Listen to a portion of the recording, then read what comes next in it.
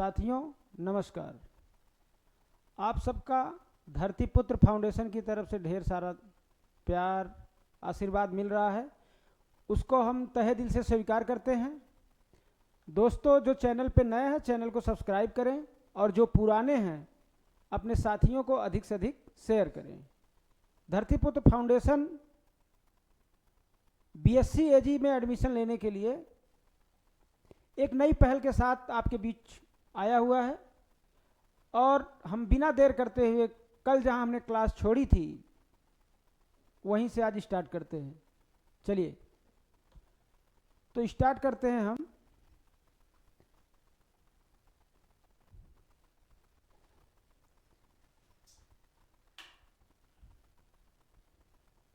कल मैं क्या बताया था? कल हमने आपको बताया था लास्ट क्लास में, कल हमने क्लास में बताया था आपको कि कौन सी फसल कब एडाप्ट की गई, किसके द्वारा? हमारे पूर्वजों के द्वारा। जो हमारे पूर्वज थे उनके द्वारा कौन सी फसल कब एडाप्ट की गई। तो जो एडाप्टेशन की प्रक्रिया है उसमें सबसे पहली फसल कल हम बताए थे हमारे पूर्वजों ने किसका उत्पादन स्टार्ट किया था? वो जौ और गेहूं था। 7500 ईसा पूर्व में जौ और गेहूं का कल्टीवेशन उन्होंने शुरू किया। और जो परीक्षाओं में पूछी जाती हैं फसलें, मुख्य रूप से एक तो पहले ये पूछी जाएगी कौन पहली फसल एडाप्ट की गई। धान का पूछ लिया जाएगा 2200 ईसा पूर्व में, मक्का का पूछ लिया जाएगा। फिर आता है कि एग्रीकल्चर का आधुनिकीकरण, क्या आता है? कृषि का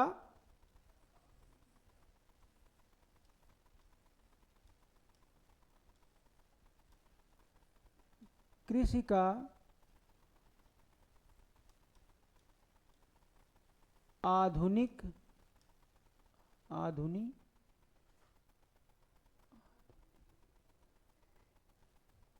कृषि का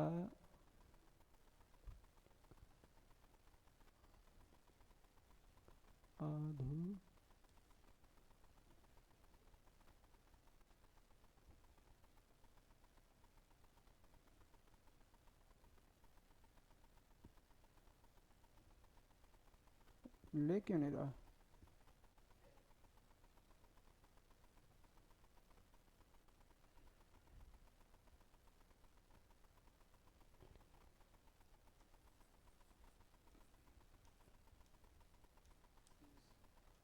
कृषि का आधुनिकीकरण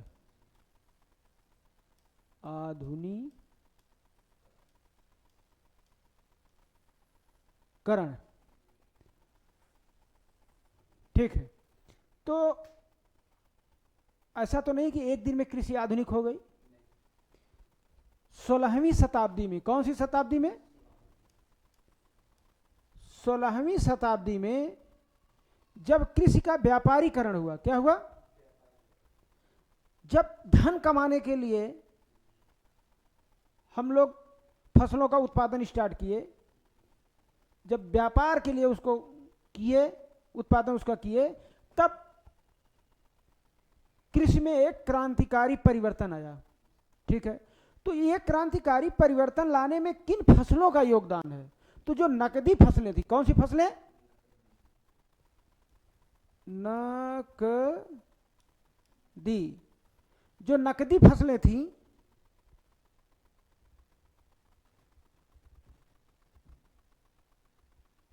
जो नकदी फसलें थी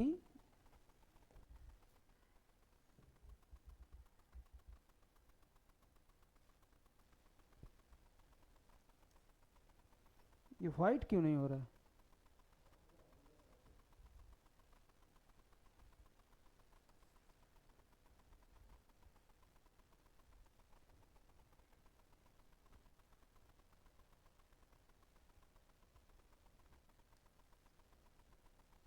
ये क्या हो रहा है? जो चलिए इसे पढ़ाते हैं। जो नकदी फसलें थी हम क्या बोल रहे थे अभी? नकदी फसलें। न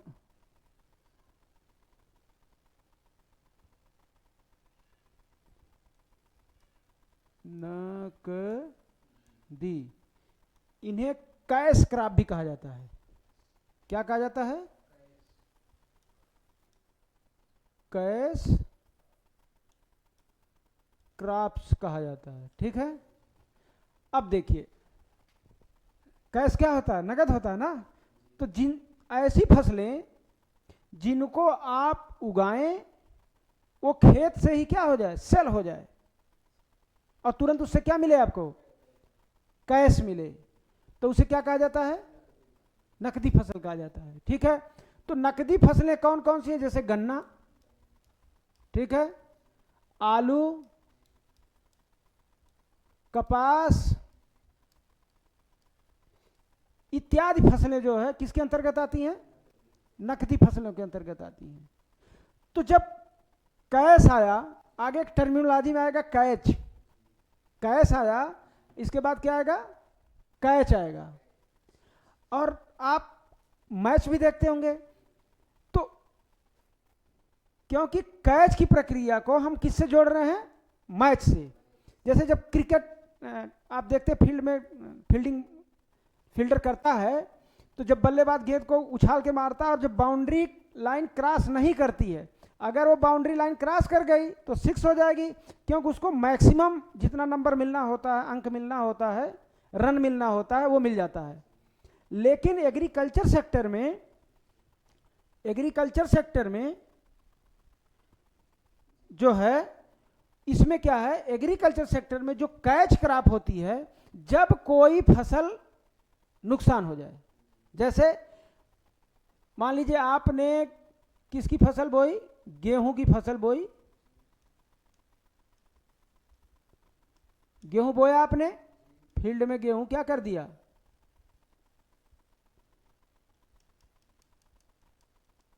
बुआई कर दी। ठीक है, जब गेहूं आप बो दिए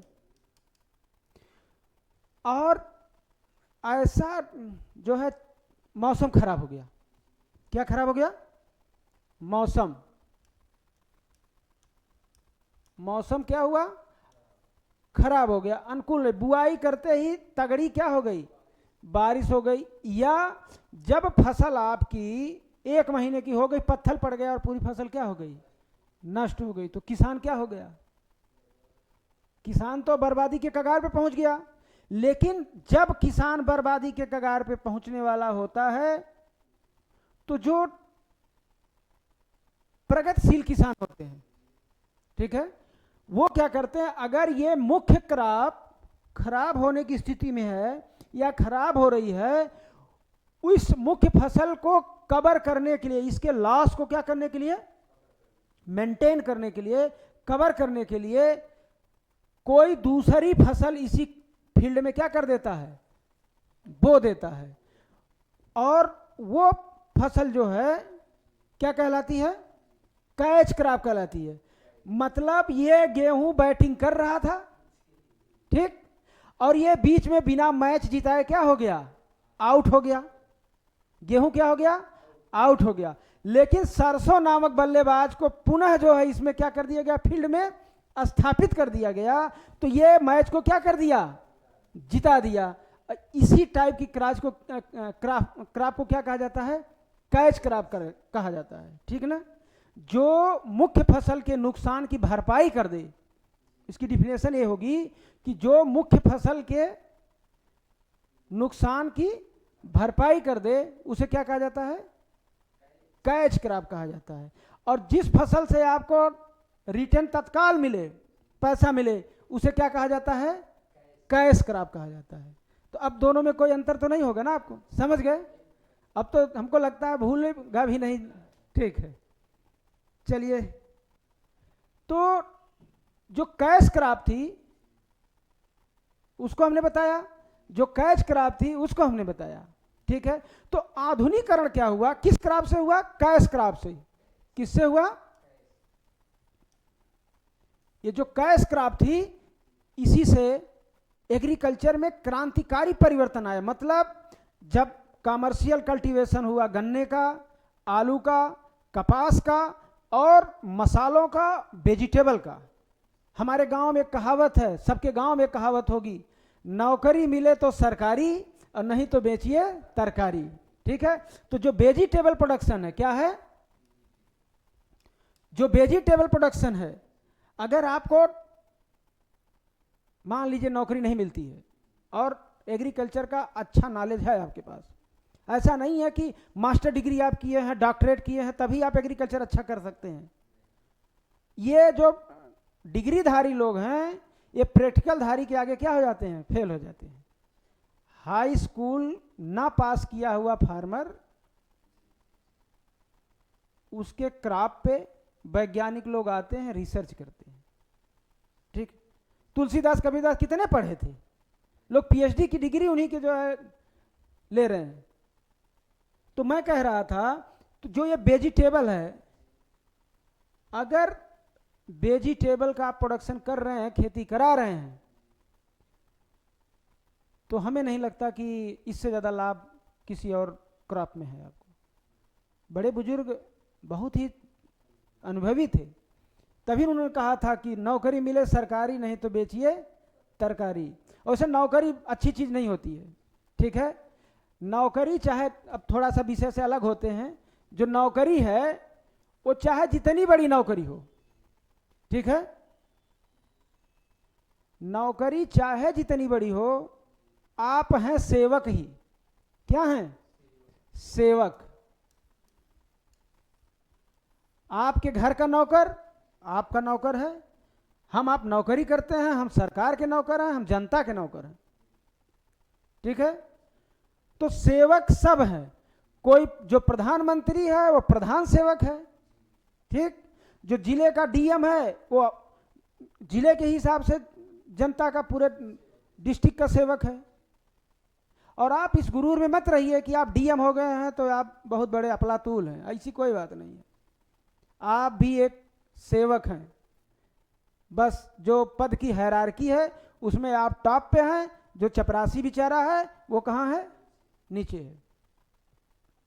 तो चलिए, तो वेजिटेबल ये कैश क्रॉप थी, यहां से 16वीं शताब्दी में क्या हुआ, एग्रीकल्चर में क्रांतिकारी परिवर्तन आया। अब इसके कुछ संस्थान हैं, देखिए बिना संस्थान के, ठीक है, बिना संस्थान के जो है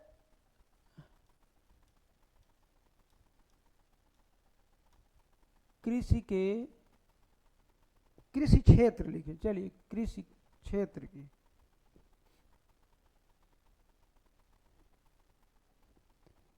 कृषि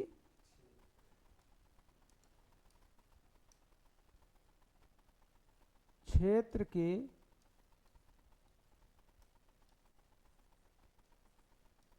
प्रमुख संस्थान, ठीक है, कृषि क्षेत्र क्या, प्रमुख संस्थान।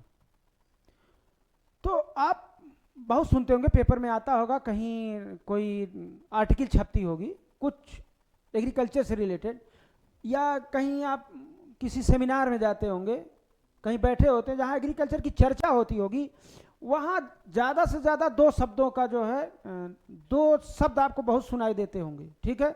एक सुनाई देता होगा IARI, ठीक है, IARI, ठीक। दूसरा आप सुनते होंगे ICAR,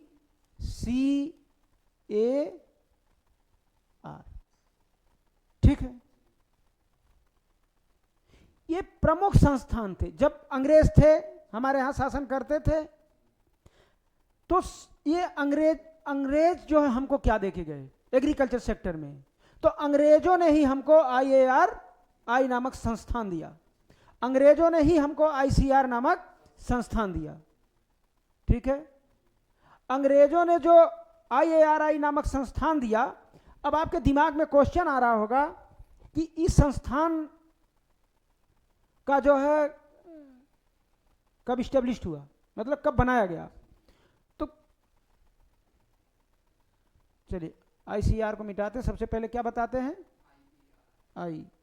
और IARI बताने से पहले पहले तो आपको यह जानकारी होना चाहिए कि एग्रीकल्चर सेक्टर में कौन कौन सी संस्थाएं थी, कब कृषि विभाग बना। भाई ये तो पता होना चाहिए, आप एग्रीकल्चर पढ़ रहे हैं, आप एग्रीकल्चर के छात्र हैं, तो आपको यह जानकारी होना चाहिए ना कि एग्रीकल्चर का डेवलपमेंट कैसे हुआ। भारत सरकार या अंग्रेजी हुकूमत जब थी, ठीक है, तो उन्होंने क्या किया? सबसे पहले मित्र, सबसे पहले क्या किया?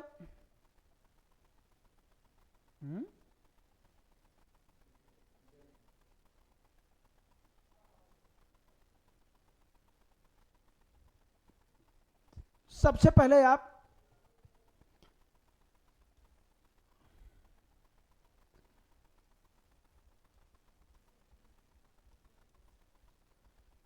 कृषि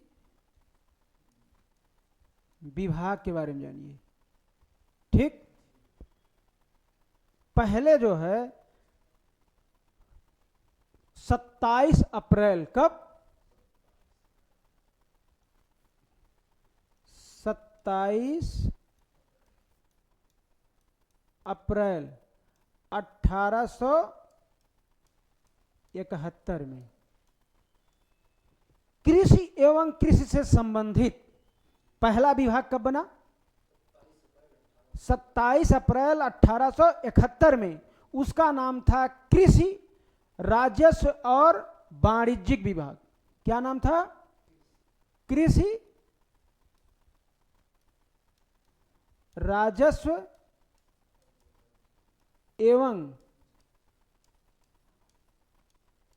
वाणिज्य विभाग। ये संयुक्त डिपार्टमेंट खुला, ठीक है। कृषि एवं वाणिज्य जो है ये क्या बना? एक संयुक्त विभाग बना। उस समय बनवाया कौन? लॉर्ड मायो। कौन था उस समय? लॉर्ड मायो, ठीक है। के समय में पहला जो है कृषि एवं कृषि से रिलेटेड, कृषि एवं कृषि से रिलेटेड डिपार्टमेंट खुला। क्वेश्चन आता है कि लॉर्ड मायो से किसने कहा? ठीक है, A.O. ह्यूम ने। कौन कहा? A.O. ह्यूम ने। इसके आग्रह पे, किसके आग्रह पे? के आग्रह पर क्या बना? कृषि राजस्व एवं वाणिज्यिक विभाग, संयुक्त विभाग बना, ठीक है। तो जैसे मान लीजिए आप कोई संस्था चला रहे हैं, तो जब संस्था की स्टार्टिंग होती है, आरंभिक स्टेज होता है, तो लोग सोचते हैं कि हम छोटे छोटे चीज़ों में पहले इसको क्या करें? बढ़ावा करें। तो जब देखें कि ये कृषि विभाग जो है ये संयुक्त विभाग के साथ एडजस्ट नहीं हो रहा है, ठीक है, तो इन्होंने क्या किया? एक कमीशन है, फेमाइन कमीशन, बाढ़ आयोग, अकाल आयोग, बाढ़ नहीं उसको अकाल कहा जाता। क्या कहा जाता है?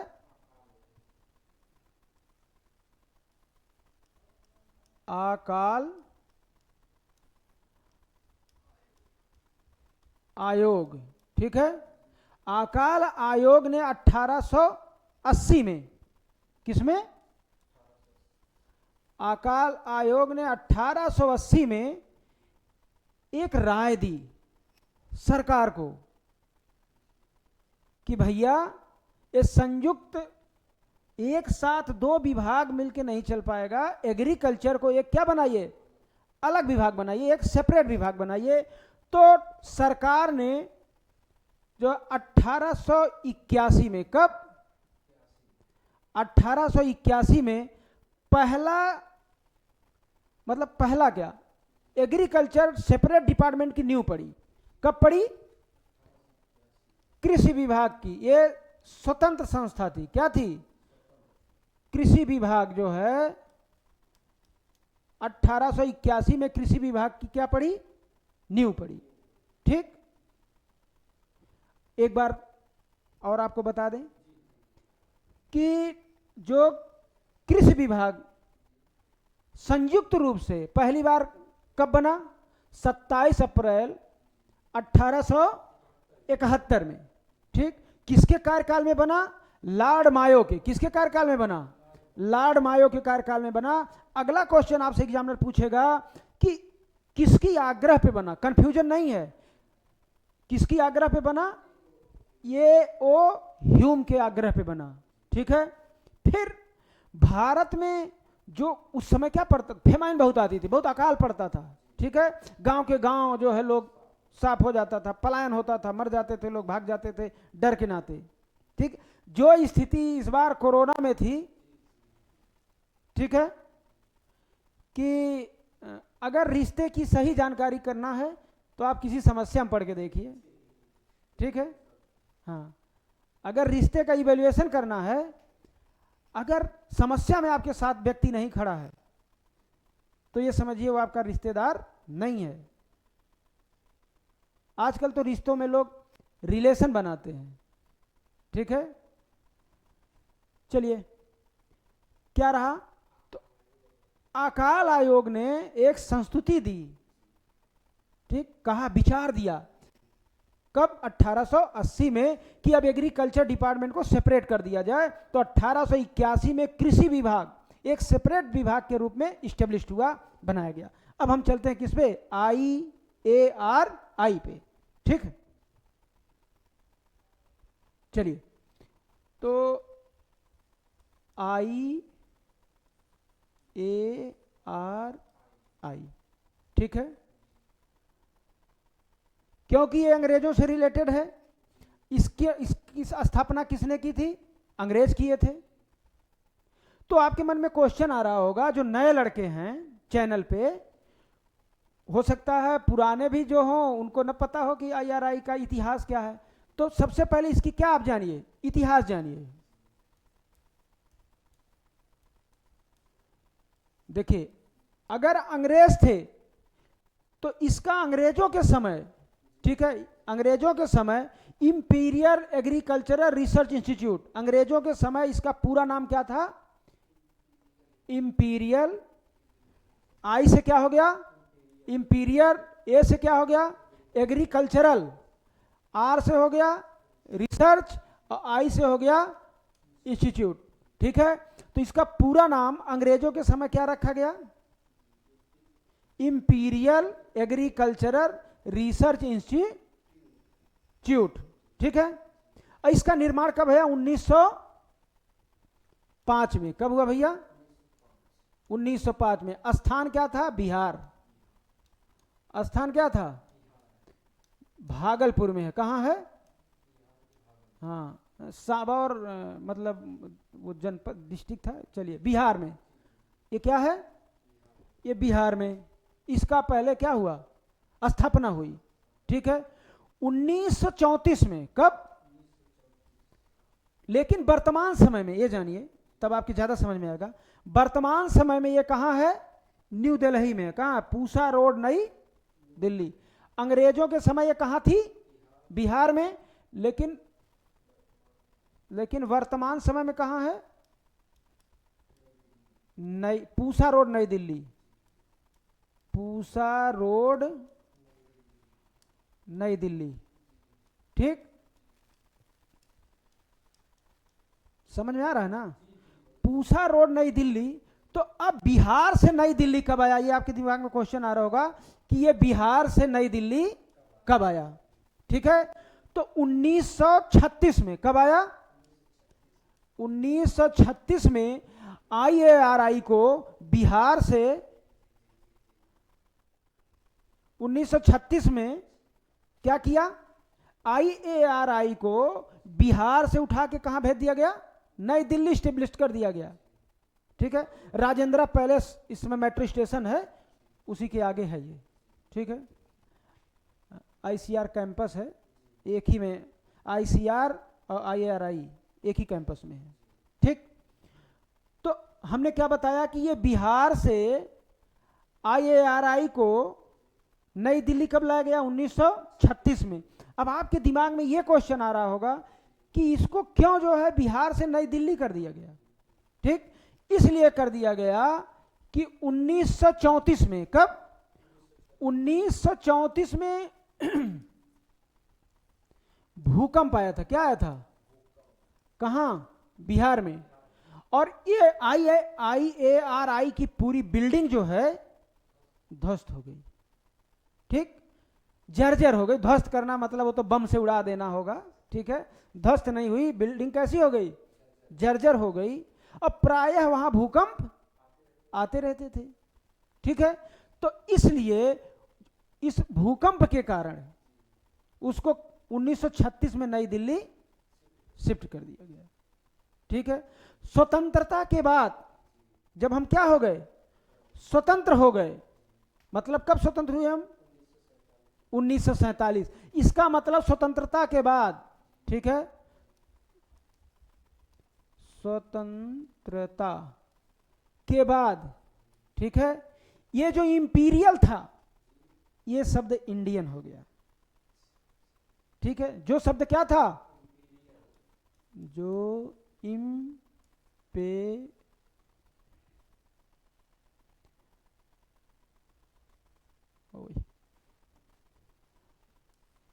जो इंपेरियल था वो क्या हो गया? इंडियन हो गया। अब इसका नाम अंग्रेजों के समय क्या था? इंपीरियल एग्रीकल्चरल रिसर्च इंस्टीट्यूट था। लेकिन जब हम स्वतंत्र हो गए, जैसे जब हम स्वतंत्र हो जाते हैं तो हम अपने मन का काम करते हैं ना, तो हमने इसको क्या कर दिया? इंपीरियल को हटा दिया, वहां क्या जोड़ दिया? इंडियन जोड़ दिया, ठीक है। तो ये कभी नहीं भूलेगा ना। और 1958 में, कब? 1958 में IARI को डीम्ड यूनिवर्सिटी बना दिया गया, ठीक है। इसको क्या बना दिया गया? डीम्ड यूनिवर्सिटी बना दिया गया, बस। और डीम्ड यूनिवर्सिटी का दर्जा किसने दिया इसको? UGC ने। जैसे UGC ने 1800 कब? 1958 में क्या किया? इसको डीम्ड यूनिवर्सिटी बना दिया। अब देखिए, इसको याद करने के लिए कैसे याद करेंगे आप? पहली चीज कि इसका फुल फॉर्म पूछा जाता है, ठीक। तो अब अगर आपकी परीक्षा में इसका फुल फॉर्म पूछा जाए कि IARI का पूरा नाम क्या है, तो आप क्या बताएंगे? Indian agricultural research institute.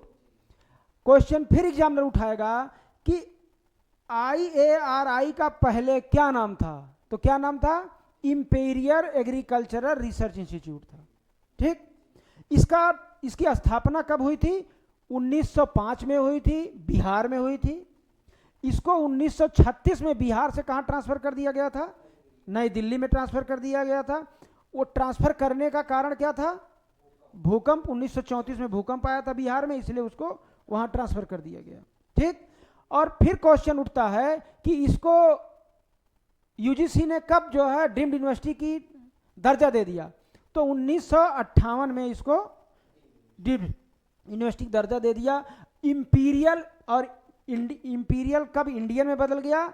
ये स्वतंत्रता के बाद 1947 के बाद जब हम आज़ाद हुए तो अपने मन से हम अपनी संस्थाओं का नाम रख रहे थे, तो इसका नाम फिर क्या बदल गया?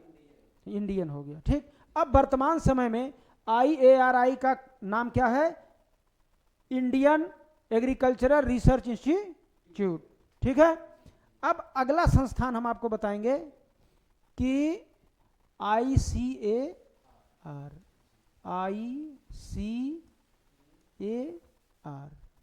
ठीक है। तो ICAR क्या है, ठीक है। ये इसकी संस्तुति कैसे हुई, ये कब बना, ठीक है। ICAR की स्थापना जो है 16 जुलाई 1929 को हुई थी। कब हुई थी? 16 जुलाई 1929। ये भी कहाँ हुई थी? नहीं, इसकी भी स्थापना वहीं हुई थी, हाँ, ठीक है। आता है कि किसकी संस्तुति पे, जैसे संयुक्त एग्रीकल्चर डिपार्टमेंट का संस्तुति किसने किया था? लॉर्ड मायो ने किया था। तो इसकी संस्तुति किसने किया था? लॉर्ड लिंगलिंगथो ने। लॉर्ड लिंगलिंगथो के वायसराय काल में हुआ था। कौन वायसराय उस समय था इंडिया का? वायसराय। किसके वायसराय काल में हुई थी? लॉर्ड लिंगलिंगथो।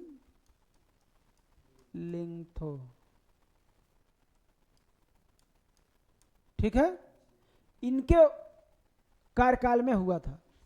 आईसीआर की जो स्थापना है, ठीक है, royal commission on agriculture, royal commission on agriculture, royal commission on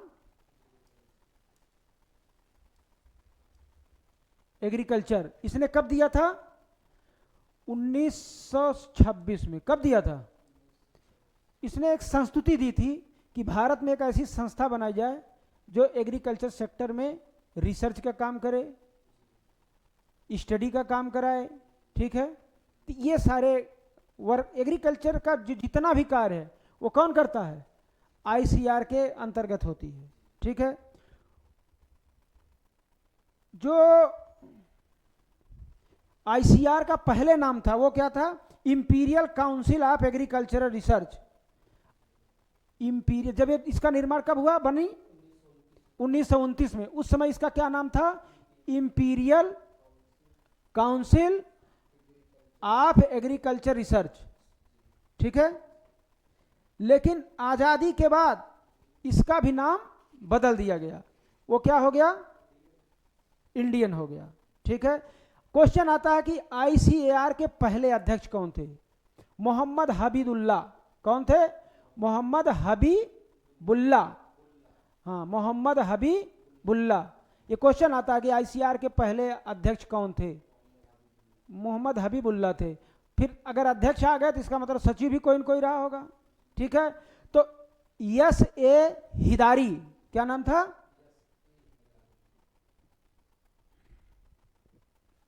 प्रथम फर्स्ट जो अध्यक्ष थे वो कौन थे? मोहम्मद हबीबुल्लाह, हबीबुल्लाह जी थे। ठीक है, ये क्या थे? अध्यक्ष थे। सचिव कौन था? हिदारी। कौन थे? सचिव कौन थे आईसीआर के? यस यस, यस ए हिदारी, यस ए हिदारी जी थे। ठीक है, फिर क्वेश्चन आता है, आपसे पूछा जाएगा कि इंपीरियल की जगह इंडियन कब लिया? ठीक है, तो आज़ादी के समय लिया वो जो है, और इसको फुल ऑटोनॉमस बॉडी, आईसीआर को फुल ऑटोनॉमस बॉडी 1966 में बना दिया गया। ठीक है, फिर आता है आईसीआर के पहले डीजी कौन थे? डीजी, आईसीआर के फर्स्ट डीजी कौन थे? Doctor B P Pal ji. कौन था? पाल जी। अब आपके दिमाग में क्वेश्चन आएगा कि भाई वर्तमान में कौन है? ठीक ना, तो प्रेजेंट टाइम में मतलब वर्तमान में डॉक्टर हिमांशु, क्या नाम है?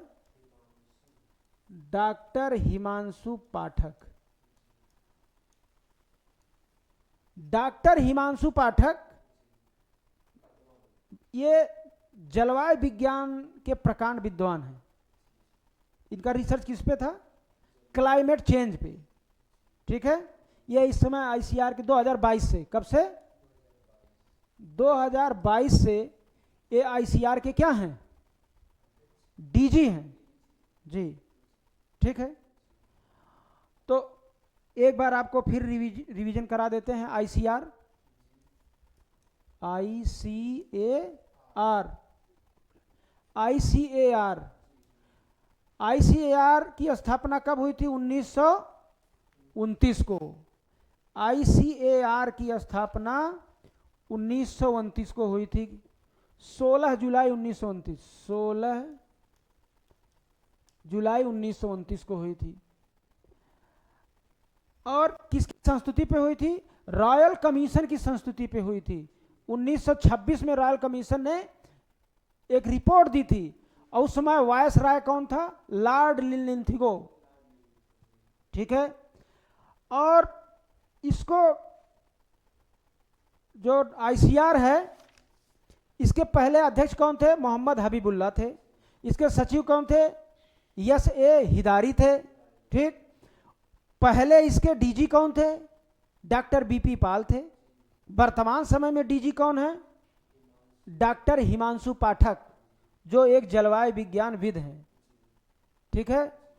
और 1966 में ICR को ऑटोनॉमस बॉडी बना दिया गया, एक स्वतंत्र संस्था बना दी गई, जो एग्रीकल्चर सेक्टर में रिसर्च डेवलपमेंट का काम देखती है। तो आज की क्लास में समाप्त से पहले एक और बता देते हैं कि उत्तर प्रदेश में, अब बता ही रहा, उत्तर प्रदेश में आता है क्वेश्चन कि कितनी स्टेट एग्रीकल्चर यूनिवर्सिटियां हैं, या टोटल उत्तर प्रदेश में कितनी विश्वविद्यालय हैं। तो उत्तर प्रदेश में देखिए, यूनिवर्सिटी 3 टाइप की होती है। पहली होती है सेंट्रल यूनिवर्सिटी, दूसरी होती है स्टेट यूनिवर्सिटी, तीसरी होती है डीम्ड यूनिवर्सिटी, ठीक। तो उत्तर प्रदेश में कृषि से संबंधित, किससे संबंधित? कृषि मतलब एग्रीकल्चर से संबंधित 4 स्टेट यूनिवर्सिटियां हैं। राज्य कृषि विश्वविद्यालय कितने हैं? 4 हैं, ठीक। और एक केंद्रीय विश्वविद्यालय है, ठीक। चारों के नाम जान लीजिए आप, क्योंकि आपसे कहीं ना कहीं एक कैटेट में जो क्वेश्चन आएगा इन्हीं चारों में। पहला है CSA, ये कहाँ है? CSA कानपुर में, चंद्रशेखर आजाद यूनिवर्सिटी कहाँ है? हाँ जी, पता नहीं हमको क्या हो गया है। ये कानपुर में है। कहाँ है? कानपुर, ठीक। दूसरी है ND यूनिवर्सिटी, ये कहाँ है? फैजाबाद। इस समय उसका नाम अयोध्या हो गया है जी। फैजाबाद का नाम अब क्या हो गया? अयोध्या हो गया। तीसरी यूनिवर्सिटी है सरदार पटेल यूनिवर्सिटी। कौन सी है? सरदार पटेल यूनिवर्सिटी है। ये कहाँ पे है? मेरठ में। और चौथी है बांदा एग्रीकल्चर यूनिवर्सिटी। कौन सी है? Banda agriculture university. कहाँ पे है ये? बांदा में। और कृषि केंद्रीय विश्वविद्यालय, उत्तर प्रदेश में एक ही कृषि केंद्रीय विश्वविद्यालय है, रानी लक्ष्मीबाई कृषि केंद्रीय विश्वविद्यालय झांसी। कहाँ है? रानी लक्ष्मीबाई केंद्रीय कृषि विश्वविद्यालय कहाँ है? झांसी में, ठीक। अब आपके दिमाग में आ रहा होगा कि पूरे देश में कितने कृषि केंद्रीय विश्वविद्यालय हैं इंडिया लेवल पे? तो भारत में कुल 3 कृषि केंद्रीय विश्वविद्यालय हैं, ठीक है। कितने कृषि केंद्रीय विश्वविद्यालय हैं? 3 कृषि केंद्रीय विश्वविद्यालय हैं। पहला है इम्फाल में। कहाँ है? इम्फाल में। दूसरा है राजेंद्र एग्रीकल्चर यूनिवर्सिटी सांभर बिहार में, दूसरी बिहार में। और तीसरी यूनिवर्सिटी कहाँ है? रानी लक्ष्मीबाई कृषि केंद्रीय विश्वविद्यालय झांसी।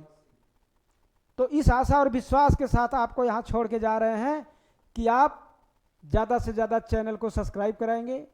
अगर मैं अच्छा पढ़ा रहा हूँ तो कमेंट्स में ज़रूर बताइए, अगर कोई कमी है तो उसको भी बताइए ताकि मैं सुधार कर सकूँ। क्योंकि life is a learning procedure. जीवन जो है वो जीवन पर्यंत सीखने की चीज़ है, सीखने की व्यवस्था है। और जिस व्यक्ति ने सीखना बंद कर दिया उसका विनाश वहीं से स्टार्ट हो जाता है। मैं और हम लोग, ये 2 शब्द है। मैं आ गया तो आप खत्म हो जाएंगे, हम लोग आ जाएंगे तो आप शिखर पे चले जाएंगे।